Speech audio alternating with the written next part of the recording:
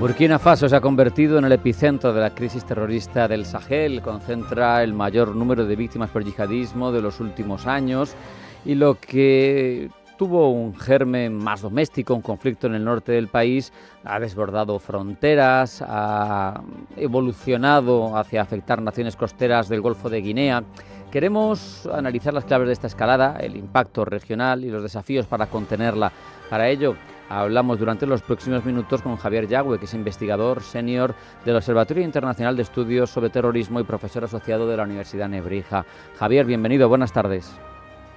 Hola, buenas tardes. Desde hace ya tiempo, desde el 23, si ponemos una referencia, año en el que Burkina Faso fue el país con mayor incidencia terrorista del mundo, ¿qué factores explican esta evolución? ¿Por qué la estrategia de grupos como el de apoyo al Islam, JNIM, o como queramos denominarlo, han sido capaces de lograr tanta letalidad y generar ese caldo de cultivo? Pues fundamentalmente, como comentabas, ha sido un poco un desplazamiento de JNIM, el grupo de apoyo al Islam, la franquicia de Al-Qaeda en todo lo que es la franja del Sahel, un poco un desplazamiento de su área de operaciones, ¿no? Si bien empezó en Mali en el 2017 como digamos un mix de distintos grupos más o menos asociados con Al-Qaeda que operaban en la zona, realmente se empezaron a hacer fuertes en Mali y un poco motivado fundamentalmente por la desaparición de la operación Barkhane de las fuerzas francesas y la presencia de otros actores como ha podido ser China o Rusia en la zona, pues han hecho que hayan ido expandiendo a nivel territorial su influencia tanto en Burkina Faso como en Níger, ¿no? Como comentabas en concreto en Burkina Faso y bien decías, desde el año 2023 pues ha sido un poco, y sigue siendo a día de hoy, el epicentro a nivel mundial de todo lo que es la actividad terrorista de carácter yihadista, ¿no? Por desgracia es el país con mayor número de muertes por atentado y supone pues un incremento importante en este último año también, ¿no? Javier, ¿hasta qué punto debilidades del Estado en Burkina Faso o en la respuesta que ha tenido ante este fenómeno Burkina Faso han sido responsables de esa expansión de la actividad de la que estamos hablando? Pues en parte sí que hay muchas causas, ¿no? Y es complicado realmente saber cuál ha sido más o menos determinante, pero sí que es cierto que un poco, como comentabas al principio, si bien se inició en el norte un poco las incursiones, también la presencia, influyen tres factores fundamentalmente. Por un lado, la presencia de parques naturales en la frontera, principalmente en toda esa zona, hace que los terroristas se muevan más o menos de manera libre y tengan una base logística y de operaciones importante en la zona. Luego también, como bien has dicho, la parte a nivel gobernanza, pues un poco todas las crisis que han sucedido desde el golpe de Estado de Traoré, la fragmentación de la CEDEAO y de la Alianza de Estados del Sahel, la falta de una respuesta militar realmente suficiente o eficiente y distintos tipos de abusos estatales que se producen en la zona, al final lo que hacen es que JNIM, en este caso como grupo con total control del territorio, pues a día de hoy controla más o menos entre un 40 y un 45% del territorio de Burkina, al final se han convertido en un protoestado dentro del Estado, ¿no? Con capacidades de gobernanza en distintos niveles, que al final la población local pues que en muchas ocasiones ha sido un poco abandonada o dejada de lado por parte del gobierno central, como ha pasado en Mali en su momento o en Níger, pues al final ven en este tipo de movimientos una solución a sus problemas, ¿no? Claro. Sin embargo, dentro de toda esta expansión y lo difícil que es luchar contra este tipo de actores en países con problemáticas particulares como los de la zona, pero ¿cómo nos explicamos que haya vecinos como Benín y Togo que sufran más, mientras que otros, a lo mejor dentro de ese primer empuje, Ghana o Costa de Marfil, ¿no? que tenían al comienzo más padecimiento en este campo, pero parece que lo contienen ahora mejor? ¿Son distintas formas de afrontarlo las que están marcando esa deriva, en unos sitios más exitosa y en otros menos? Pues mira, realmente en este caso yo creo que es más, y es una opinión personal obviamente, creo que es más por intereses del grupo yihadista como tal, ¿vale? Tanto en Benin como en todo en concreto, que realmente pues Benin es el que ha sido el país de toda la parte de costa más golpeado, con 21 ataques y casi 120 víctimas. Casi todo ha sido en el norte, pero al final Jenim ha visto, tanto en Benin como en Togo, una forma de hacer presión a los gobiernos centrales, que es ejecutando bloqueos de rutas comerciales importantes, ¿no? En el caso de Benin, tienen el control de corredores comerciales actualmente, que suponen más o menos entre un 35 y un 45% de todo el comercio con Burkina Faso. Por lo tanto, el tener control de estas rutas comerciales principales, por un lado, les otorga un poder importante frente al Estado, y por otro lado, pues a nivel financiero les supone una fuente de ingresos importantes, todo lo que es el cobro de peajes o incluso de extorsiones a depende de qué personajes comerciales, ¿no? En Togo pasa un poco lo mismo. Togo, que es el siguiente en cuanto a, por desgracia, número de ataques, aunque con un número inferior, que han sido 4 y 12 víctimas. En el caso de Togo, lo que suelen ser son razias, son incursiones rápidas en territorio desde Burkina, fundamentalmente con ataques y emboscadas a campamentos, tanto militares como comerciales en algunos casos, y también pues han practicado bloqueo de corredores comerciales, en este caso con Níger, que más o menos suponen un 20% de todo lo que es las rutas comerciales. En estos bloqueos, fundamentalmente, sucedió también en septiembre-octubre del año pasado con el tema del bloqueo de combustible, ¿no? Al final, el dejar sin combustible prácticamente como dejaron a Burkina y a Mali, pues hace que todo lo que son los esfuerzos gubernamentales se centran en unas zonas mientras ellos se distribuyen a otras. En cuanto a Costa de Marfil y Ghana,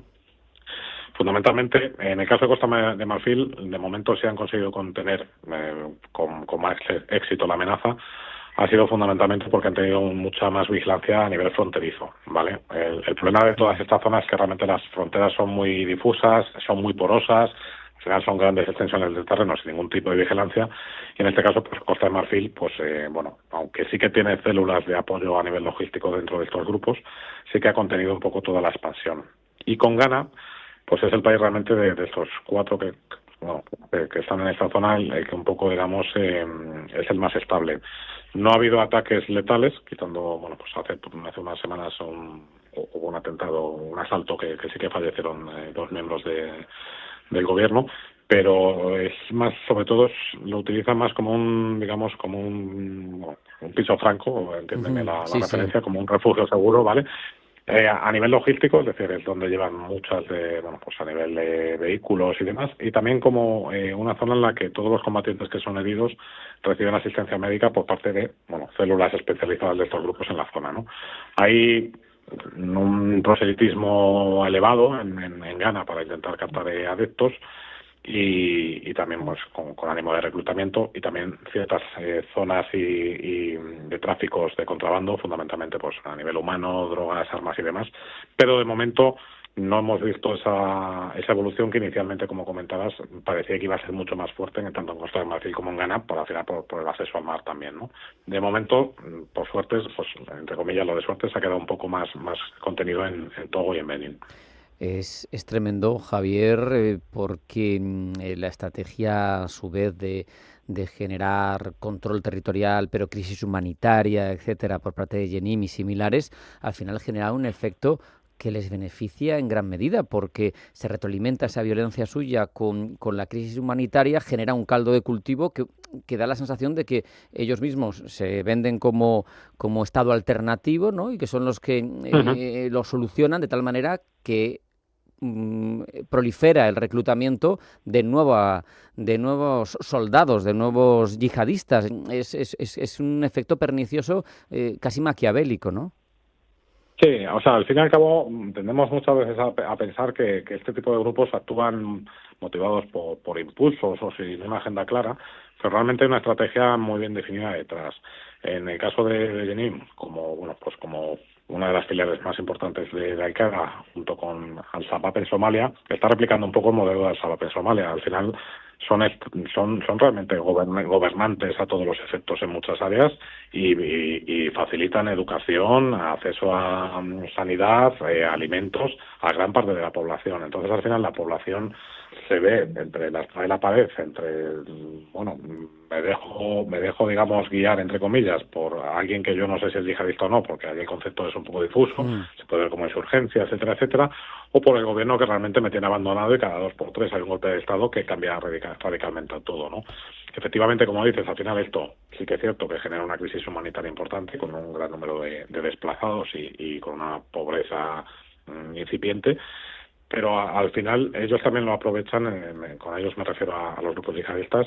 pues como una forma de captar adeptos a su causa, ¿no? Al final el posicionarse a su lado muchas veces les trae más beneficios que estar en contra, bien sean a nivel económico, bien sea a nivel social o incluso tribal, ¿no? Es una zona que también hay que tener en cuenta, que aunque las fronteras son las que son, hay muchas zonas que son tribales y realmente siempre han manejado ciertas tribus pues todo lo que es el tema a nivel comercial de rutas de comercio, contrabando, etcétera, etcétera. Al final, pues hoy, digamos, dependen un poco de estos grupos, ¿no? Es evidente, lo mencionabas tú en una de tus respuestas, que también, además, el panorama geopolítico en el Sahel ha cambiado, alianza de Estados del Sahel, distanciamiento de la CEDEAO. ¿Cómo se articula una respuesta efectiva a una amenaza que es transnacional, que no entiende de fronteras y que además pues sí que tiene una acción reflexiva, como tú explicabas, y que tiene sus propios planes? Pues mira, realmente un poco tirando de los movimientos a nivel histórico que hemos visto en otros países, el caso a lo mejor más claro puede ser el de Afganistán con los talibán. Se ve que no, lo que es simplemente, digamos, la opción militar no suele funcionar, porque al final, pues, digamos, fuerzas militares convencionales enfrentadas a fuerzas de guerrilla, que al fin y al cabo, aunque cada vez menos, también es cierto que esto es remarcable, cada vez los yihadistas adoptan nuevas tecnologías, como pueden ser drones para vigilancia, inteligencia, reconocimiento, incluso ataques, o otro tipo de tecnologías. Sí que es cierto que al final quien domina el territorio y conoce el territorio son ellos, ¿no? Están muy metidos en su territorio. Es complicada una respuesta simplemente a nivel militar. Pasó con Francia, con las operaciones Serval y Barkhane, y ha pasado con Rusia, tanto con Wagner como con Afrika Korps.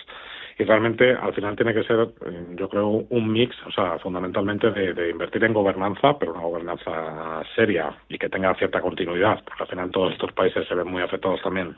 por abusos de poder, corrupción, intereses de todo tipo. También lo comentabas tú a nivel geopolítico, China también está cada vez metido comprando deuda, infraestructura y demás, y al final tiene que ser un poco un aproximamiento multifacético, desde la parte de desarrollo socioeconómico, a cooperación regional, a apoyo humanitario, a educación, claro. Y aún así dependemos en cualquier caso de un diálogo con las fuerzas allí presentes, en este caso fundamentalmente con la Alianza de Estados del Sahel, ¿no? Para terminar, Javier, te pido pronósticos, si me permites la audacia, ¿no? Porque esto ya sabemos que es una quimera, pero 2026, ¿cómo se perfila en este ámbito, teniendo en cuenta, pues eso, que es un actor muy fuerte, Jenim y similares, que desde Europa se quiere evitar que proliferen este tipo de movimientos y que sean caldo de cultivo de otras cosas que puedan llegar a través de la migración, que hay una ecuación muy compleja? En cualquier caso parece bastante evidente que hay que ayudar a la estructura de la sociedad para evitar que este ejemplo cunda, pero no sé si eres optimista, pesimista, ¿crees que va a ir a más? Pues mira, te voy a ser franco,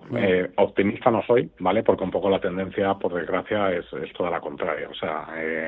al final lo que ha ocurrido en el Sahel ya lleva ocurriendo desde hace mucho tiempo. O sea, venimos desde el año 2007-2008, ya había movimientos fuertes en el norte de África y un poco más tímidos en el Sahel. Pero al final, con la alianza de Jenim en marzo del 17, pues se fortificó mucho. También contribuyó a ello con Daesh, con el Estado Islámico, la aparición de franquicias en África, que hasta ese momento era un territorio más de Al-Qaeda, por decirlo de alguna manera, y al final realmente ahora existe una rivalidad de facto entre grupos afines a Al-Qaeda, como Jenim, que realmente es un poco el actor principal, como más en la parte de Nigeria y el lago Chad de todo lo que es la franquicia del Estado Islámico. Entonces realmente un poco las disputas internas entre estos grupos sí pueden favorecer que ciertas aproximaciones militares vayan minimizando su efecto, pero mientras a nivel social se siga viendo como un actor principal e importante a nivel gobernanza a este tipo de grupos, realmente es complicado, ¿no? Al final, la visión interna de estos países tiene que ser siempre clave, porque al final son quienes están en el terreno y todo lo que sean intereses occidentales se ve como ajeno a ellos, ¿no? Javier Yagüe, investigador senior del Observatorio Internacional de Estudios sobre Terrorismo, asociado en la Universidad Nebrija. Muchas gracias, un abrazo y hasta la próxima.